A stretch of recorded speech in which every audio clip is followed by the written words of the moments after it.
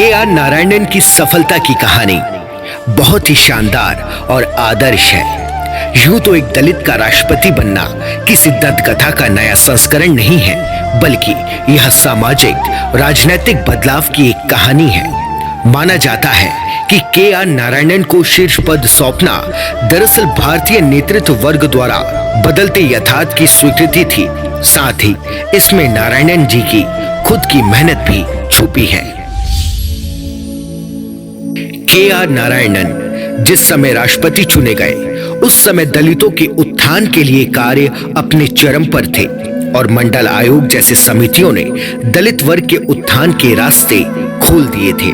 लेकिन हाँ, जो सफर के.आर. नारायण जी ने तय किया, उसमें उनकी खुद की भी मेहनत छुपी है, जिसे नकारा भी नहीं जा सकता। स्वतंत्र भारत के अब तक के 10वें और पहले दलित राष्ट्रपति के.आर. नारायणन का पूरा नाम कोचेरिल रामन नारायणन था। सरकारी दस्तावेजों के हिसाब से इनका जन्म 27 अक्टूबर 1920 को केरल के एक छोटे से गांव पेरुमथानम उझावूर त्रावणकोर में हुआ था। हालांकि इनकी वास्तविक जन्म तिथि विवादों के घेरे में है। कहा यह भी जाता है कि इनके चाचा ने स्कूल में दाखिला दिलाते समय अनुमान के तौर पर यह तिथि लिखवा दी थी। के.आर. नारायणन भारतीय पद्धति के माने हुए आयुर्वेदाचार्य थे, जिनके पूर्वज पारवान जाति से संबंधित थे और उनका व्यवसाय नारियल तोड़ना था। के.आर. नारायणन के 4 भाई बहन थे। इनकी बड़ी बहन गौरी एक होम्योपैथ है और इन्होंने शादी नहीं की। इनके छोटे भाई भास्करन ने भी विवाह नहीं किया, जो कि पेशे से एक अध्यापक हैं। उझावूर को आज भी श्री के.आर. नारायणन की जन्मभूमि के लिए ही जाना जाता है। श्री नारायणन का परिवार बेहद गरीबी और तंगहाली के हालातों में जीवन व्यतीत कर रहा था, लेकिन उनके पिता शिक्षा के महत्व को भली प्रकार समझते थे। इसलिए जैसे तैसे उन्होंने अपने बच्चों की पढ़ाई को जारी रखा। के.आर. नारायणन की आरंभिक शिक्षा उझावूर के अवर प्राथमिक विद्यालय में ही शुरू हुई। के.आर. नारायणन को 15 किलोमीटर पैदल चलकर स्कूल जाना पड़ता था।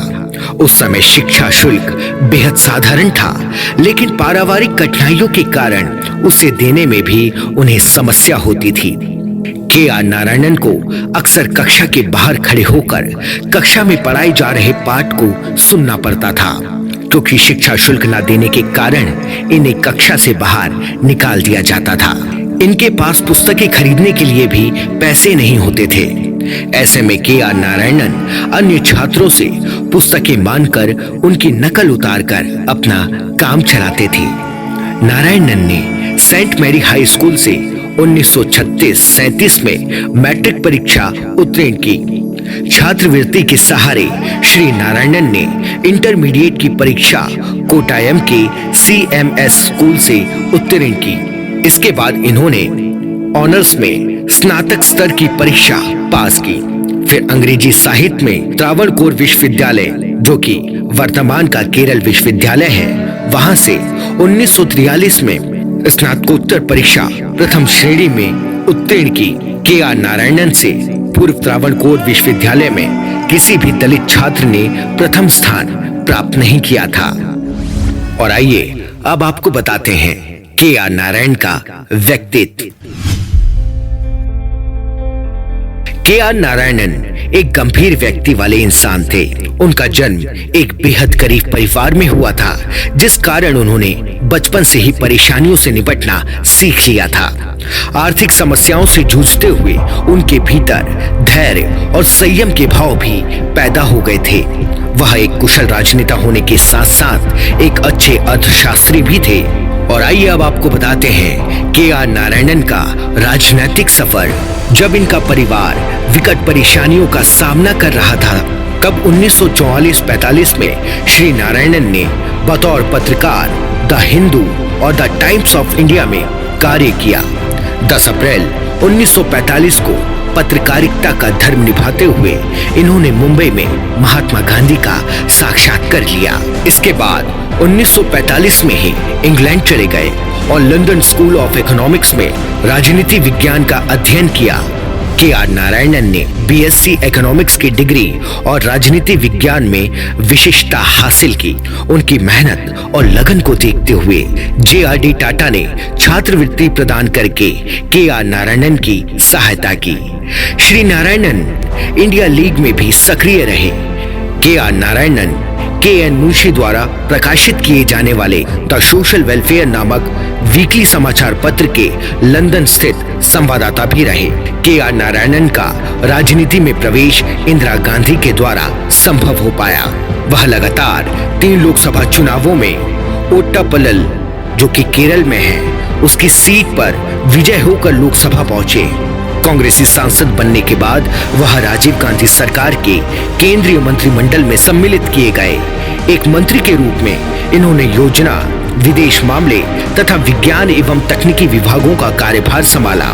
1989 से 1991 में जब कांग्रेस सत्ता से बाहर थी, तब श्री नारायणन विपक्षी सांसद की भूमिका में रहे। 1991 में जब पुनः कांग्रेस सत्ता में लौटी तो इन्हें कैबिनेट में सम्मिलित नहीं किया गया। श्री नारायणन 21 अगस्त 1992 को डॉक्टर शंकर दयाल शर्मा के राष्ट्रपतित्व काल में उपराष्ट्रपति निर्वाचित हुए। इनका नाम प्राथमिक रूप से VP सिंह ने अनुमोदित किया था। उसके बाद जनता पार्टी, संसदीय नेतृत्व और वाम मोर्चे ने भी इन्हें अपना उम्मीदवार घोषित कर दिया। PV नरसिम्हा राव के नेतृत्व वाली कांग्रेस ने भी इन्हें उम्मीदवार के रूप में हरी झंडी दिखा दी। इस प्रकार उपराष्ट्रपति पद के लिए वह सर्वसम्मति से उम्मीदवार बनाए गए। वाम मोर्चा के बारे में नारायणन ने स्पष्टीकरण दिया कि वह कभी भी साम्यवाद के कट्टर समर्थक अथवा विरोधी नहीं रहे। वाम मोर्चा और उनमें वैचारिक अंतर होने के बाद भी वाम मोर्चा ने उपराष्ट्रपति चुनाव और बाद में राष्ट्रपति चुनाव में के आर नारायणन को समर्थन दिया। 17 जुलाई 1997 को अपने प्रतिद्वंदी पूर्व चुनाव आयुक्त TN शेषन को हराते हुए के आर नारायणन ने राष्ट्रपति पद को प्राप्त किया। इस चुनाव में नारायणन को 95% मत हासिल हुए। शिवसेना के अतिरिक्त सभी दलों ने नारायणन के पक्ष में मतदान किया। इससे पूर्व कोई भी दलित राष्ट्रपति नहीं बना था। और आइए अब आपको बताते हैं के आर नारायणन को दिए गए सम्मान की। के आर नारायणन ने कुछ पुस्तकें भी लिखी, जिनमें India and America, essays in understanding images and insights और non alignment in contemporary international relation उल्लेखनीय हैं। इन्हें राष्ट्रीय एवं अंतर्राष्ट्रीय स्तर पर कई पुरस्कार प्राप्त हुए थे। 1998 में इन्हें the appeal of conscience foundation New York द्वारा वर्ल्ड स्टेट्समैन अवार्ड दिया गया। टोलेडो विश्वविद्यालय अमेरिका ने इन्हें डॉक्टर ऑफ साइंस की तथा ऑस्ट्रेलिया विश्वविद्यालय ने डॉक्टर ऑफ लॉज की उपाधि दी। इसी प्रकार से राजनीति विज्ञान में इन्हें डॉक्टरेट की उपाधि तुर्की और सेंट कार्लोस विश्वविद्यालय द्वारा प्रदान की गई। निमोनिया की बीमारी के कारण के आर नारायणन के गुर्दों ने काम करना बंद कर दिया था, जिस कारण 9 नवंबर 2005 को army research and referral hospital नई दिल्ली में उनका निधन हो गया। के आर नारायणन एक अच्छे राजनेता और राष्ट्रपति तो है ही, इसके अलावा वह एक अच्छे इंसान भी थे, जिन्हें राष्ट्र प्रेम, विशिष्ट नैतिक मनोबल तथा साहस के लिए हमेशा याद किया जाएगा।